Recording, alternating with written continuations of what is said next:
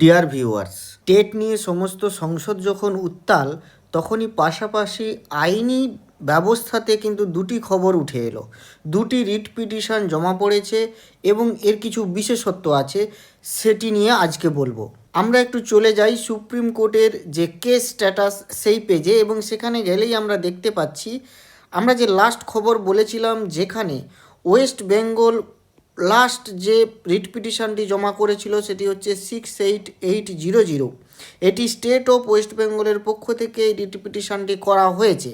এরপরে এই দুটি রিট পিটিশন আবার করা হয়েছে, কিন্তু এটি খুব গুরুত্বপূর্ণ এই কারণে যে এই যে টেট রায়টি, এটি কিন্তু মূলত মহারাষ্ট্রে এর জন্ম, এবং তামিলনাড়ু স্টেট, তামিলনাড়ু কিন্তু এর মধ্যে ইনভলভড আছে, এবং এই দুটি স্টেট থেকেই কিন্তু এই দুটি রিট পিটিশন করা হয়েছে, এবং কারা করেছে সেটাই আমরা আজকে দেখে নেব।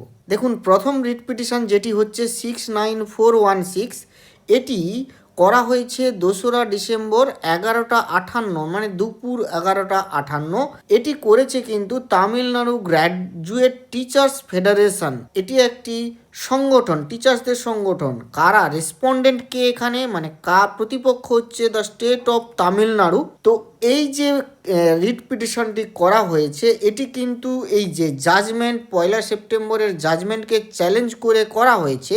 কিন্তু এখানে একটি ব্যাপার, এই যে জাজমেন্টটা যদি আমরা দেখি, মানে যেখানে আর্লিয়ার কোর্ট ডিটেলসে আমরা যদি চলে যাই, তাহলে আমরা কিন্তু দেখতে পাবো এই যে এইটা দেখুন, জাজমেন্ট টাইপ কিন্তু ইন্টারিম। জাজমেন্ট চ্যালেঞ্জড হয়েছে, ইয়েস, কিন্তু জাজমেন্ট টাইপ কিন্তু ইন্টারিম। অন্যান্য কেসে যেখানে আমাদের এই যে নন মাইনরিটি কেসে যে জাজমেন্টটি হয়েছে, যে সমস্ত টিচারদের যাদের অ্যাটলিস্ট 5 বছর এখনও সার্ভিস আছে তাদেরকে টেট করে নিতে হবে, সেই যে নন মাইনরিটি ইনস্টিটিউশনের ক্ষেত্রে যে জাজমেন্টটি এসেছে, সেই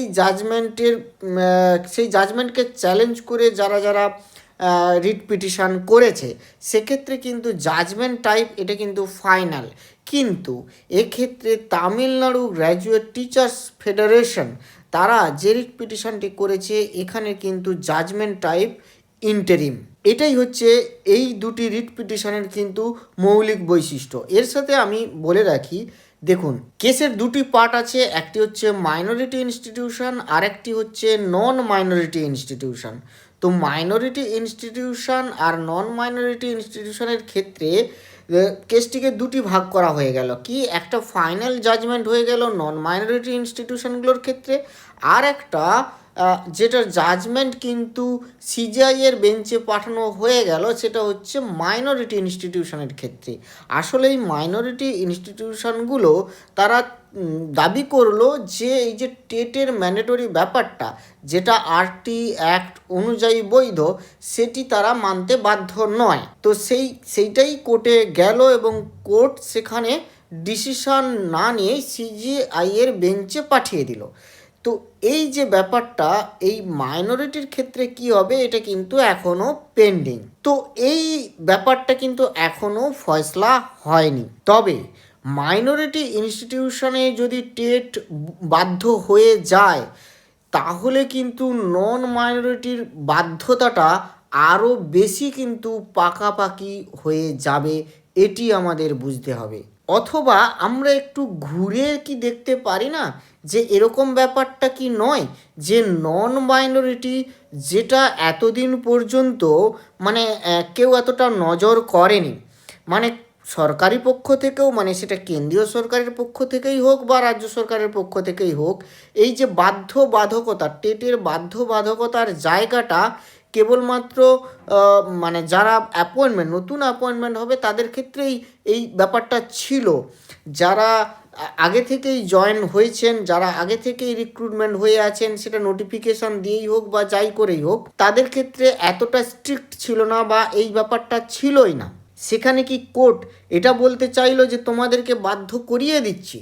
তারপরে এবার মাইনরিটির ক্ষেত্রে তাহলে বলতে সুবিধা হবে, এই যে একটা মানে একটা কি বলা যেতে পারে, একটা সিউডো মানে অ্যাক্ট বা সিউডো নিয়ম, সিউডো রুল বলা যেতে পারে, যেটাকে বাধ্য করাতে গেলে অপর কাউকে বাধ্য করাতে হচ্ছে, সেই ব্যাপারটাকে কি একটু পোক্ত করার জন্য এটা করা হলো? তো এরকম বিভিন্ন কোয়েশ্চেন যেটা আমার মনের মধ্যেও এসেছে বিভিন্ন সময়ে, যে হয়তো এরকমই কিছু হতে পারে। যাই হোক, সেটা কোর্ট কি মনে করে করেছে বা এগুলো কি বৈধতা, সেগুলো তো বিচার্য বিষয়। কিন্তু আমার ব্যক্তিগত যেগুলো চিন্তাভাবনা থেকে আমার যেগুলো মনে হয়েছে, সেগুলো আমি এখানে উপস্থাপন করছি। তো যাই হোক, এই যে তামিলনাড়ু গ্র্যাজুয়েট টিচার্স ফেডারেশন যেমন এই ইন্টারিম অর্ডারটার উপরে জাজমেন্টটাকে চ্যালেঞ্জ করেছে, সেরকমই কিন্তু আরও একটি যে রিট পিটিশন যেটি হচ্ছে করেছে Ramesh Tukaram Bankar versus state of Maharashtra. Most probably ইনি হচ্ছেন মহারাষ্ট্রেরই কোনো একজন ব্যক্তি। স্টেট অফ মহারাষ্ট্রকে রেসপন্ডেন্ট রেখে তার বিরুদ্ধে এটা কেসটিকে ফাইল করা হয়েছে, রিট পিটিশনটিকে। এটিও কিন্তু একই রকমভাবে এরও জাজমেন্ট টাইপটা ইন্টারিম অর্ডার, এই যে ইন্টারিম অর্ডারটাকে কিন্তু চ্যালেঞ্জ করা হয়েছে। আমরা রিসেন্টলি শীতকালীন অধিবেশনে সংসদে উত্তাল হওয়া দেখেছি। বিভিন্ন সাংসদ, সেই সরকারি বা বিরোধী পক্ষের সমস্ত বহু সাংসদ কিন্তু তারা অ্যাপিল রেখেছেন যাতে করে এই টেট ম্যান্ডেটরি ব্যাপারটাকে শিথিল করা হয় বা নতুন আইন আনা হয়। তো সেই ব্যাপারটা কতটা প্রাধান্য পায় এবং তার কার্যকারিতা বা ভবিষ্যৎ কি হবে, তা কিন্তু একটা দেখার বিষয়। তো আজ এই পর্যন্ত। ভালো থাকবেন, সুস্থ থাকবেন, ধন্যবাদ।